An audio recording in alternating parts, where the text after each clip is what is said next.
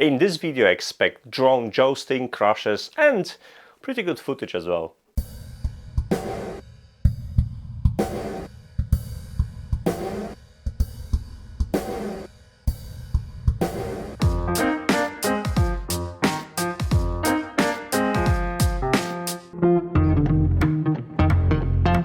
Hey guys, I always wanted to have a drone, and I had this plan in my head where instead of buying a cheap like £50 a drone and learning how to fly, etc, I would actually invest a little bit of money and buy something more sophisticated, hoping that all that tech inside the drone will keep me flying.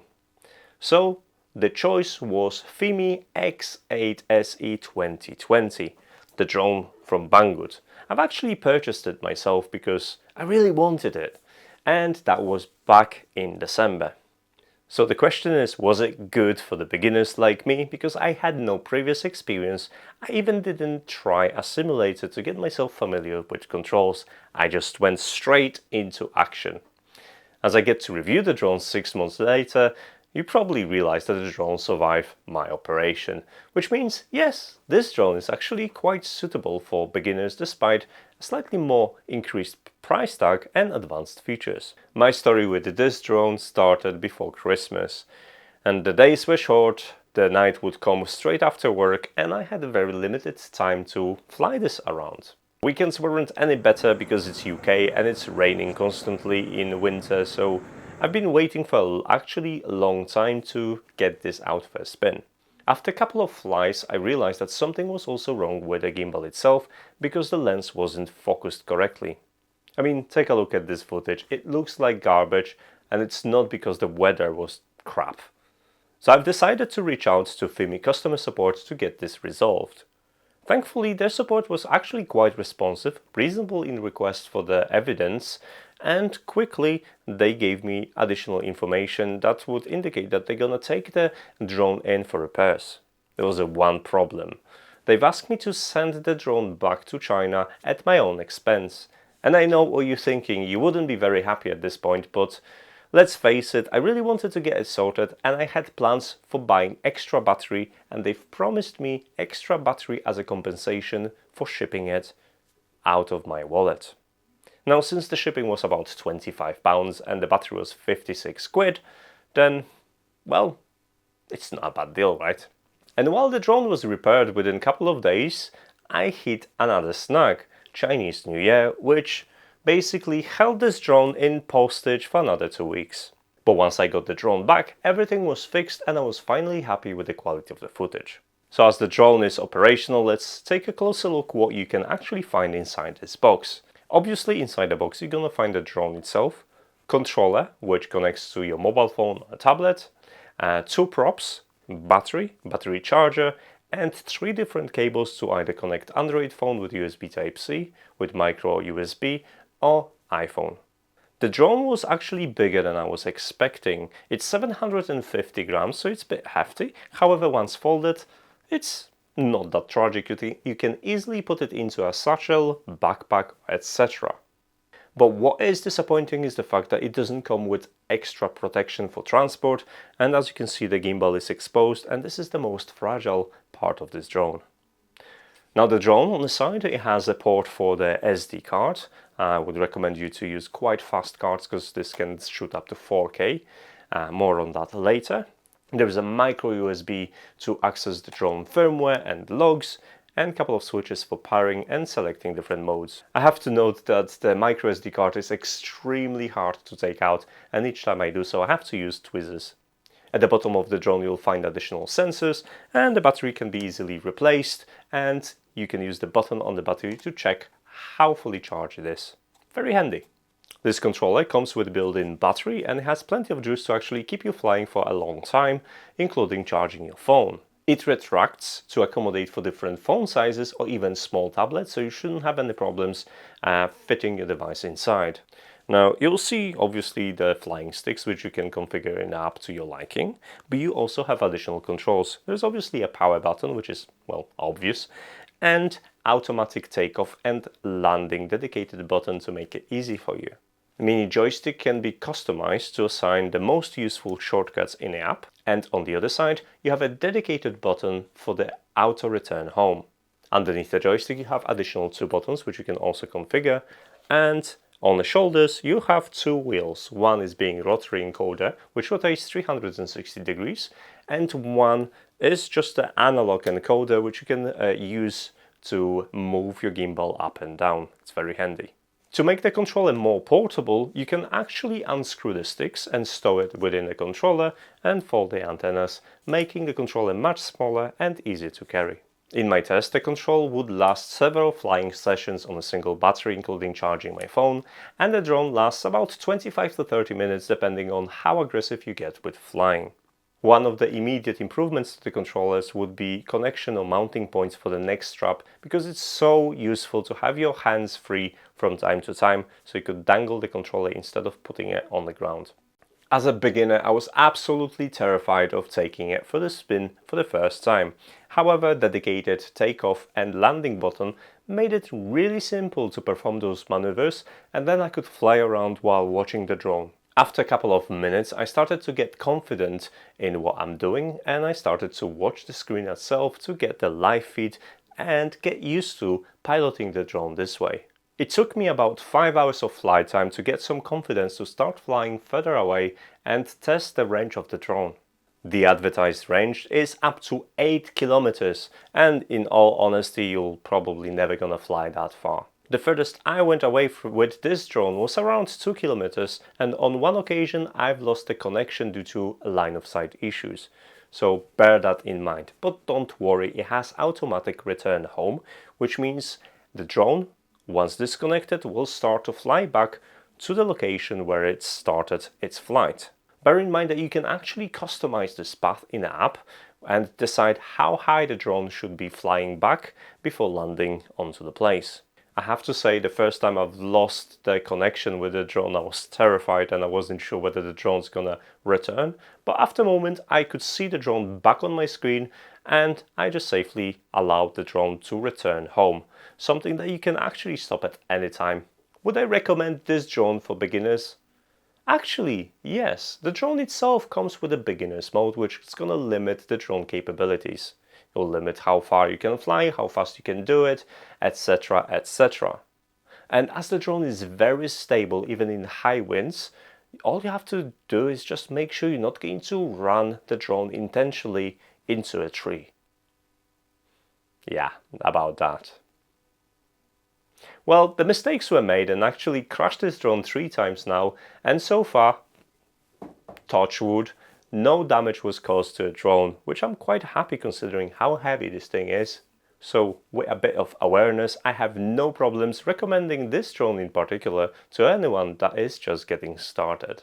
Just remember, to fly a drone this big legally, you probably have to obtain a license. It's not something that is very complicated. You can go online and check your local jurisdiction's law about flying a drones of a certain weight and equipped with a camera. For me in UK, it took 1 evening of making sure I know the rules and passing the test to receive the license. But if this drone is bigger than what you would like, FIMI also released another drone which is very similar, which is FIMI Mini X8 SE. It weighs only 249 grams and it's also equipped with a similar camera capable of 4K resolution. And as we're talking about the camera, let's talk about the gimbal itself. Something tells me that this gimbal is a very similar unit to the FIMI Palm Pocket gimbal I reviewed in this video. With 60 frames per second options available for 2K resolution, 90 frames per second option available for the 1080p and 720p. Now this means that the 4K is likely to be upscaled and it doesn't really look that good, and I would strongly recommend you to use either 1080p in 60 frames per second or 2K, as this is where the footage is gonna be nicer. I mean, just take a look at this.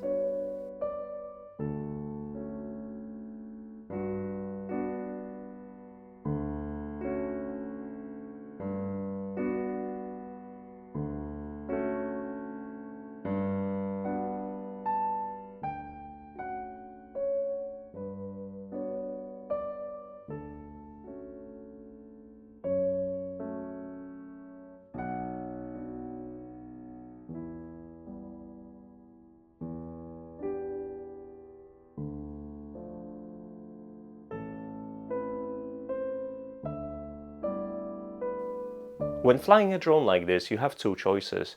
You can either go in a cinematic route, or you can just go crazy and enjoy flying. Now, if you want your footage to look really good, the flying part of the drone, it's gonna be a little bit boring. The drone itself has a cinematic mode, which basically limits how quickly the drone can slow down or turn. But if you really like that cinematic feel, you'll never fly very fast or make sharp turns. You'll often find yourself focusing on the movement of the camera, adjusting the camera exposure, etc. But if that's boring, you can flip the switch and set the drone into a sports mode, which is gonna remove all the beginner's limit and give you the raw power and agility of the drone. So before you switch that over, make sure you have some confidence so you don't run your drone into anything. Looking at the video footage, it is clear that the best quality of the video you're gonna get in the beautiful weather. The camera isn't handling the low lighting conditions very well.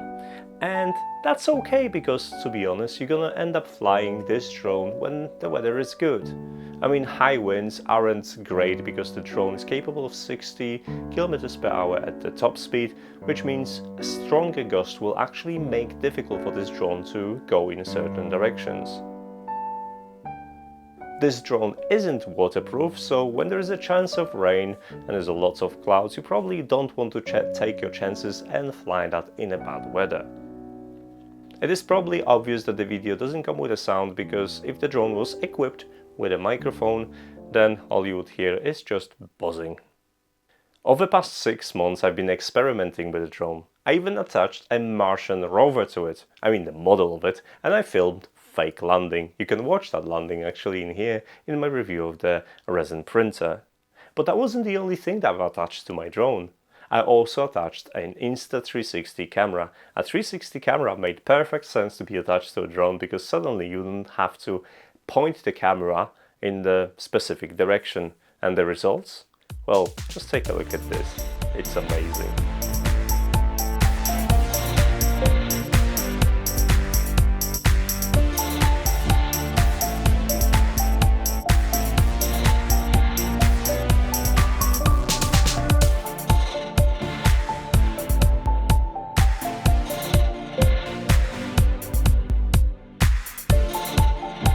Now, if you're interested in the Insta360 camera, I also have a video there for you to watch. But back on the drone track. To make your videos look better, there are lots of different AI modes, because this drone is equipped with AI that utilizes a gimbal to allow you to track and follow targets. Now, there's like different settings for different follow settings. The drone can follow behind you. It can be on the side, moving alongside of you, or just be in a position and tracking your movement without moving the drone itself. Now, it works pretty great as long as you remember one thing. There is a kind of a speed limit, and even though the drone is capable of 60 km per hour, I was constantly losing track on a bicycle whenever I would speed up over 20 km per hour. So if you want to track you walking around, that's fine, but if you're gonna jump on a bike, you have to take it slowly. Another disappointing thing is that the drone actually doesn't take in account the elevation. It will set a 0 at the starting point and count elevation from there, but it won't make any adjustments in a terrain elevation. This means if you're running the drone into automatic mode and the elevation changes, you are risking running the drone into a ground, because the drone doesn't know that elevation has changed and it can't do anything about it. Other AI features allow autonomous flying. You can draw a path and make the drone follow this path, or circle around the subject. That will allow you to actually focus on the camera work while the drone is doing its thing. It works actually quite well, and the resulting footage is really, really nice. AI is also responsible for returning home if you get your device disconnected. This means that the drone simply will start returning back to your initial position, and there is a special AI mode that uses a gimbal to recognize a landing pad. You do have to buy a dedicated landing pad, but the drone is capable of recognizing it and land on top of that landing pad from 100 meters above it. That's actually quite impressive and provides an extra level of safety just in case you're gonna get yourself lost.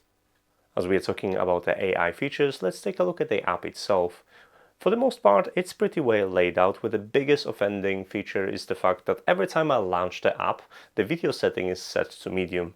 I mean, why doesn't preserve my settings? I mean, I've set them right and I would like to keep them, especially that the app is capable of storing my joystick configuration and shortcuts. Everything is nicely laid out and you can quickly switch between a map view and the camera live feed. The feed feels responsive and you can use all buttons on your controller to switch to different options and different settings. It's very handy and highly customizable. I'd strongly recommend you that you spend extra time getting familiar with controls and setting them just the way you like, because that will assure that you can fly safely. Over the course of 6 months, I haven't come across anything that would really detract me from flying experience, and I was quite happy with everything that happened. I got even enough confidence to perform some droning favors. I managed to film a video of a local hotel. Later on, I used that connection to book a restaurant when there was no booking slots available. Win for me.